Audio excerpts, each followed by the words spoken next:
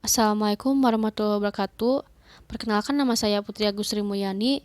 Di sini saya perwakilan dari kelompok 1 yang beranggotakan 4 orang, yaitu ada Putri Agus Sri Mulyani, saya sendiri, Erna Restari, Anu Abdullah, dan Fadan Rizky Prayoga. Kami dari tim EP20B. Di sini saya akan menjelaskan tentang fragmentasi dan replikasi data. Dan dosen pengampunya adalah Ibu Sri Erina Damayanti. Yang pertama, saya akan menjelaskan tentang fragmentasi data, lalu kemudian saya akan menjelaskan tentang replikasi data.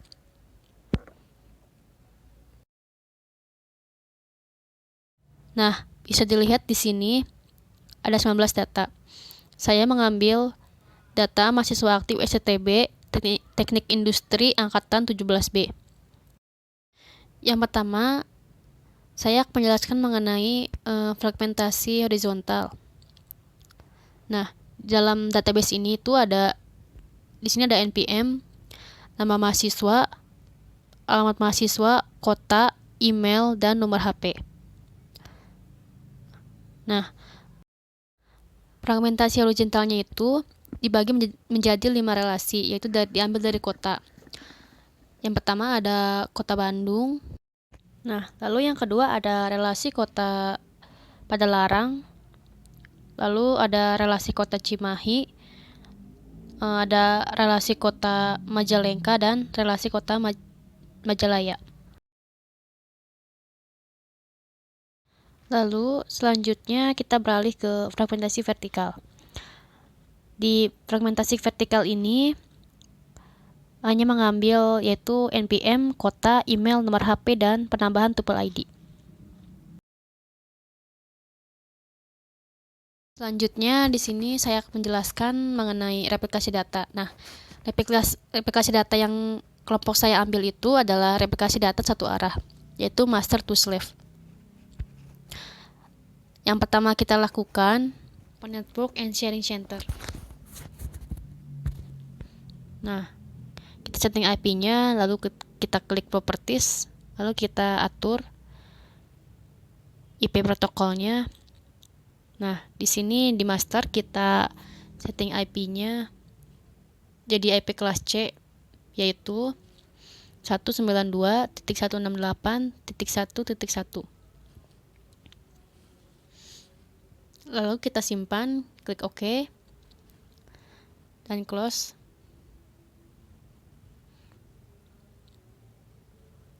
Lalu kita beralih ke VirtualBox-nya. Nah, di sini kita atur IP-nya juga, kita setting IP-nya sama seperti tadi caranya.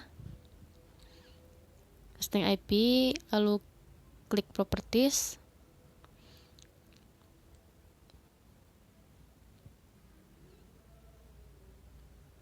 Di sini kita atur juga jadi IP kelas C, tapi belakangnya jadi 2.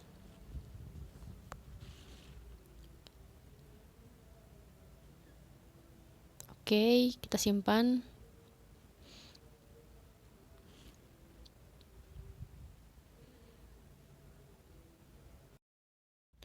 Lalu di sini kita masuk ke master, kita buka CMD. Lalu kita hubungkan antara IP master dan slave-nya. Di sini pertama kita atur yang konfigurasi IP yang di masternya, yaitu 192.168.1.1. Lalu untuk slave-nya juga. Oke, sudah terhubung. Lalu kita beralih ke slave-nya. Kita hubungkan juga antara IP master dan slave-nya.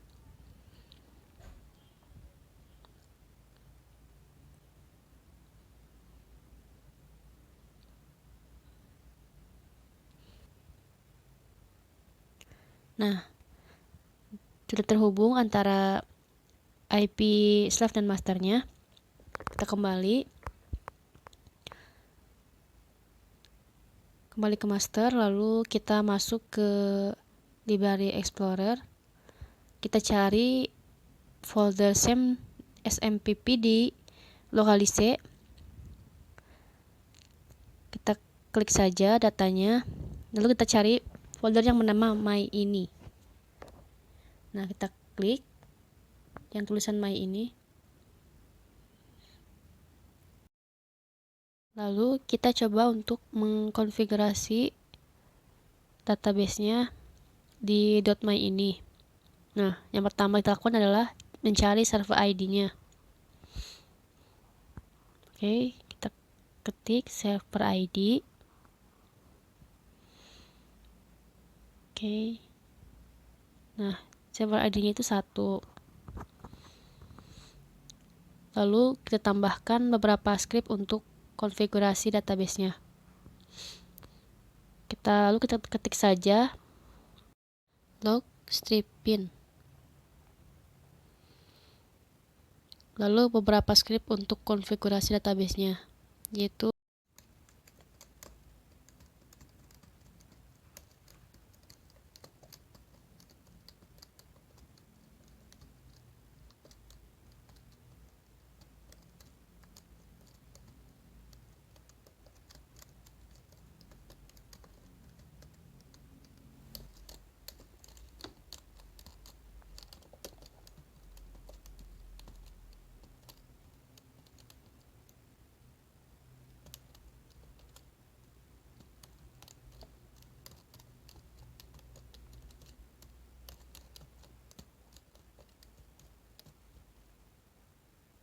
nah, udah selesai. Nah, jadi logpin di sini itu dimaksudkan untuk mengarahkan kita ke file log nanti di MySQL-nya. Lalu kita save, kita minimize lagi, kita buka XAMPP-nya, lalu di Apache dan MySQL-nya kita start. Nah, begitupun di komputer slave-nya, kita cari data XAMPP-nya di C, lalu kita klik XAMPP dan kita cari datanya .my ininya.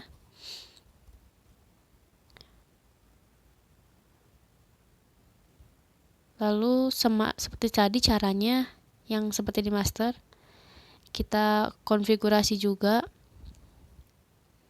Kita cari dulu server ID-nya. Nah, tapi di server ID-nya diganti jadi 2 karena ini slave-nya.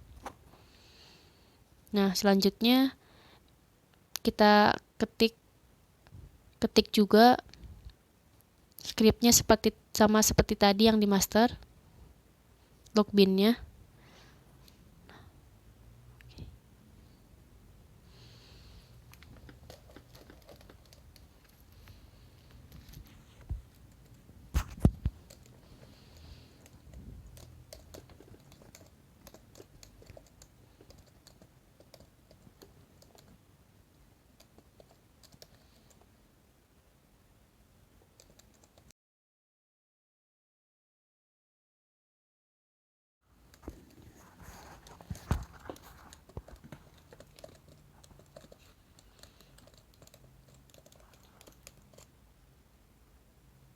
Nah, perlu diingat di server ID-nya itu di sini harus 2.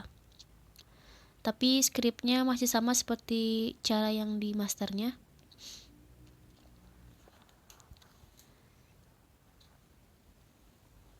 Oke, setelah itu kita save. Nah, lalu kita ke SAM lagi. Kita start Apache dan MySQL-nya. Nah, selanjutnya di sini kita akan berfokus pada master slave-nya. Kita buka CMD-nya yang di masternya. Oke. Nah, di sini kita buat dulu usernya untuk mengakses ke XAMPP-nya. Nah, langsung saja kita ketikkan cd /xampp/mysql/bin. Nah, lalu mysql min uroot, enter. Nah, di sini kita berikan perintah untuk membuat usernya, yaitu create user.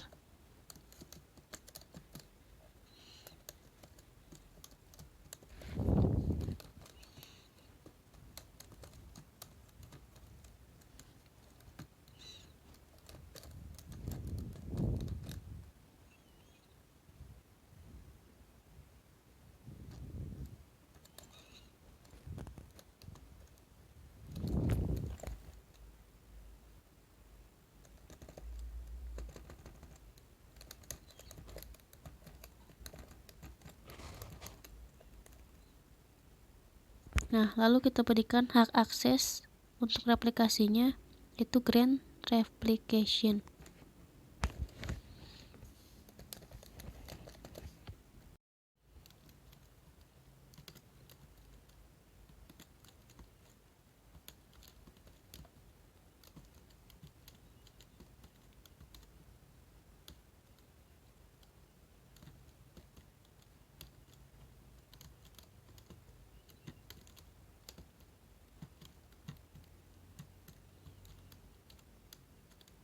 Nah, di sini kita berikan user dan passwordnya.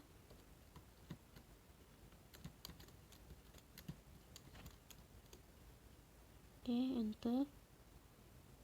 Lalu kita kunci tabel dengan flush table.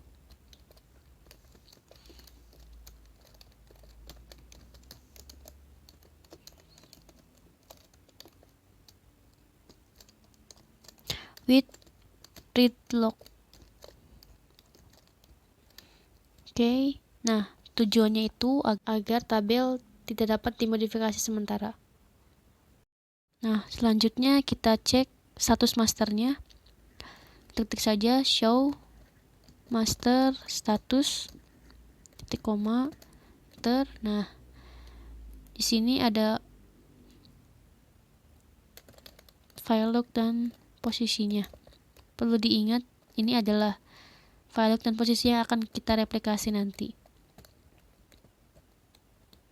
Kalau bisa sih dicatat biar nggak lupa ya. Nah, selanjutnya kita coba untuk konfigurasi di komputer slave-nya.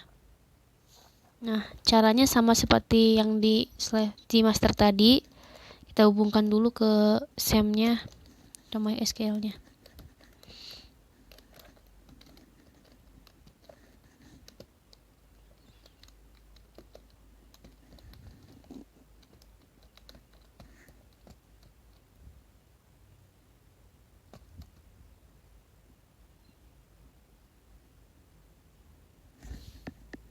Nah, lalu kita tetapkan setting untuk menetapkan master yang akan diaplikasi. Kita stop slave dulu di sini. Tujuannya untuk setting network untuk master yang akan direplikasi. Selanjutnya ketik change master to, lalu master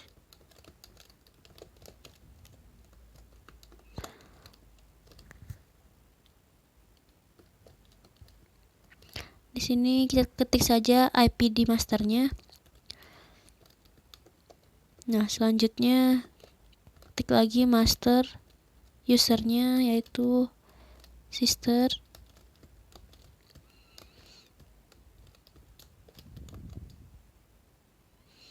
Lalu selanjutnya kita ketik password yaitu sister. Lalu master log file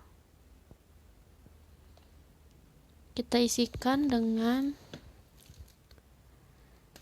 MySQL bin. Nah, di sini kita cek show status masternya di file lognya sama yang di posisinya. Di file lognya itu 0001.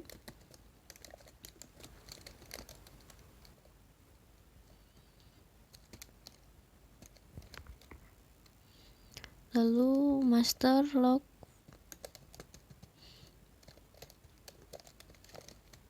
posisinya kita cek lagi di show status master yang tadi sudah ada, yaitu 106.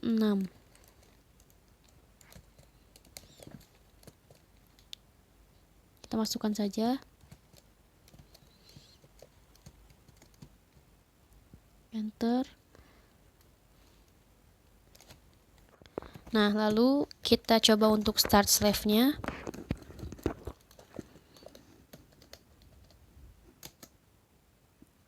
Nah, kita cek apakah slave statusnya berhasil atau tidak.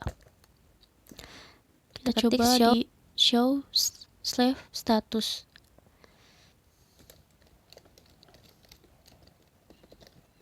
Oke, maka akan muncul tampilan seperti ini. Kita cek di slave IO nya itu yes, lalu di master mesh nya juga ada, terus di slave IO state nya waiting for master. Nah, itu tandanya sudah berhasil. Lalu kita lihat database kita, yaitu coba untuk mengetikkan show database.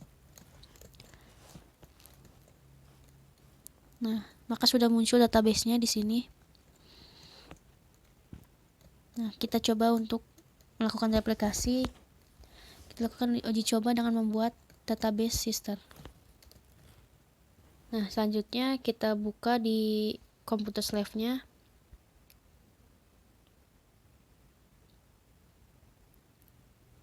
Lalu sebelumnya kita unlock dulu tabelnya agar kita bisa membuat database-nya.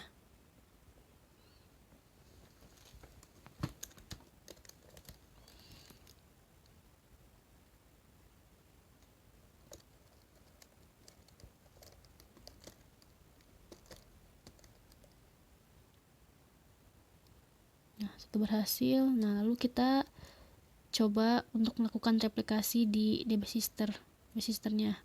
Kita melakukan uji coba untuk membuat database sister.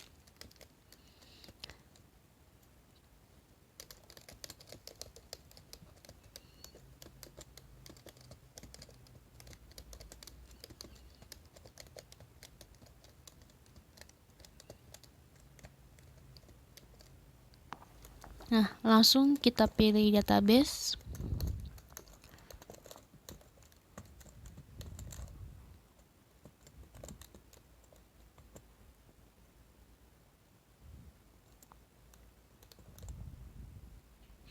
Nah, tapi sebelumnya kita coba cek dulu di komputer masternya apakah database sisternya sudah terbuat atau belum. Nah, bisa dilihat DB sisternya di sini muncul. Maka replikasi berhasil. Nah, lalu selanjutnya kita perkuat lagi dengan bukti lain. Kita buat database baru. Kita kembali ke komputer slave-nya.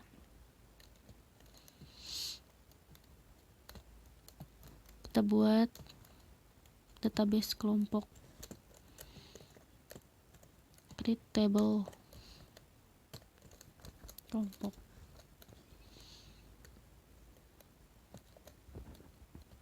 Oke. Langsung saja kita buat. Isinya ada npm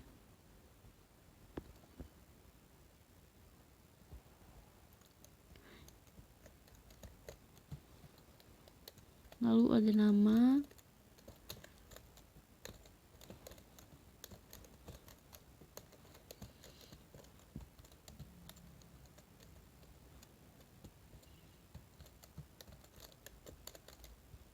selanjutnya primary key-nya di npm ya.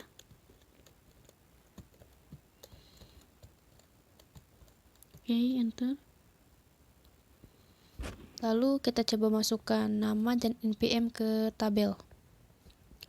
Ketik saja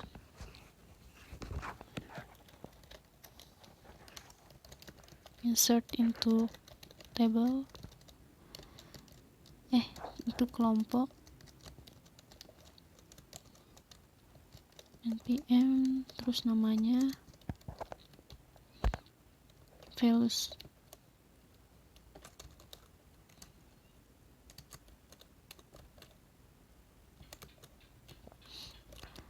Masukkan npm-nya, lalu namanya kita ambil saja contoh namanya random.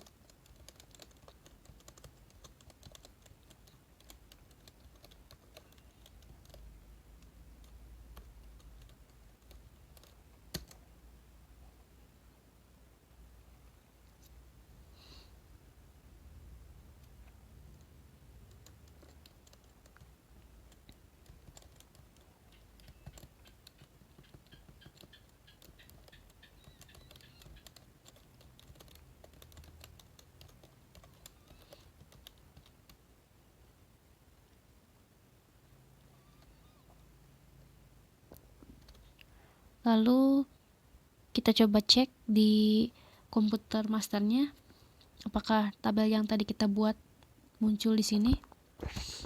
Kita coba saja cek. Nah, kita show tabelnya, lalu enter. Nah, berhasil. Lalu kita ketik lagi select from kelompok. Nah, bisa dilihat di sini database kelompoknya muncul. Nah, tandanya replikasi berhasil. Sekian penjelasan dari saya. Mohon maaf bila banyak kesalahan kata. Saya akhiri. Wassalamualaikum warahmatullahi wabarakatuh.